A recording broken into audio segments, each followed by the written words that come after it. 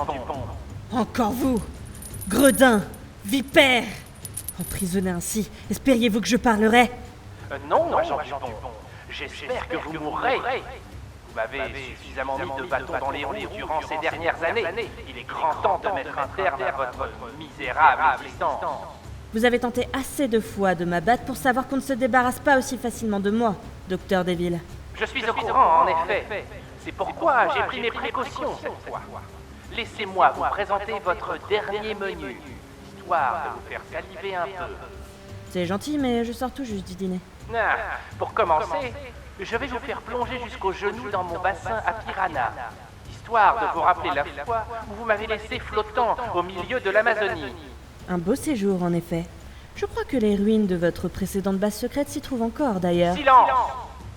Ensuite, je vais vous découper les bras, petit bout par petit bout, avec ces lasers ramenés de mon séjour en Russie. Le gouvernement avait prévu de les mettre en orbite, mais ils n'ont jamais pu les faire décoller. Que voulez-vous? La science, c'est pas du cinéma. Taisez-vous, agent Dupont! Voici le clou du spectacle. Admirez ces robots abeilles de ma conception. À l'intérieur se trouve un poison violent, extrait d'une plante des jungles africaines que j'ai récolté lorsque j'étais dictateur là-bas. Rectification. Lorsque vous avez failli être dictateur. Je vous en ai empêché, fort heureusement. Ça suffit, j'en ai assez. Vos remarques impertinentes me courent sur le haricot. Place à l'acte. Au revoir, agent Dupont, et à jamais. Pardon, docteur Deville, mais on va avoir un problème. Un instant, s'il vous plaît, agent Dupont. Aucun souci. Je vais pas aller bien loin. Comment ça, un problème? C'est-à-dire que depuis la dernière tentative de contrôle du monde qui a été interrompue par l'agent Dupont, on est un peu à sec. C'est-à-dire un peu à sec. Les caisses sont vides, docteur. Et alors, on ira piller une banque et le problème sera résolu. Oui, mais en attendant, on n'a pas pu investir dans les installations que vous nous aviez demandées. Attends. Vous n'avez pas fait ce que je vous ai demandé? On n'avait plus de thunes, docteur. On n'a rien pu acheter. Et mon bassin à piranha? Tout ce qu'on a pu prendre à l'animalerie, c'est 2 poissons rouges.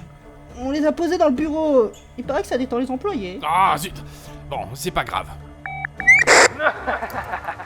Finalement, j'ai décidé que la torture des piranhas était trop douce pour vous, agent Dupont. Si on passait directement à la suite. Comme vous voulez. J'ai tout mon temps. Et une main libre. Docteur Deville? Quoi encore? Les lasers. Vous les avez pas installés non plus? Ils étaient dans l'entrepôt juste à côté. Oui, mais on a dû les vendre pour payer les employés. Mais depuis quand dois-je payer mes larbins? Depuis qu'ils sont syndiqués, docteur Deville.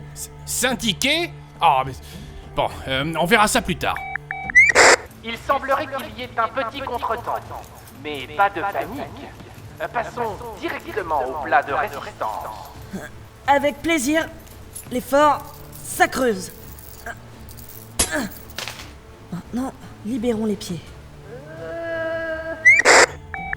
Ne me dites pas que ça aussi. Vous avez entendu parler de l'Evergreen? Quoi, le bateau qui est coincé dans le canal de Suez? Les robots abeilles sont dedans. Oh, c'est pas vrai. En même temps, si vous avez pas fait fabriquer en Chine... Qu'est-ce qu'il nous reste comme option? On a bien un bidon d'acide qui traîne dans le placard à balai, Mais quoi à la fin? Je crois que ce qu'il veut dire, c'est que vous n'aurez pas le temps de vous en servir. Oh, agent Dupont! Les mains en l'air, docteur Deville. Ah, pas encore! Digression. Digression.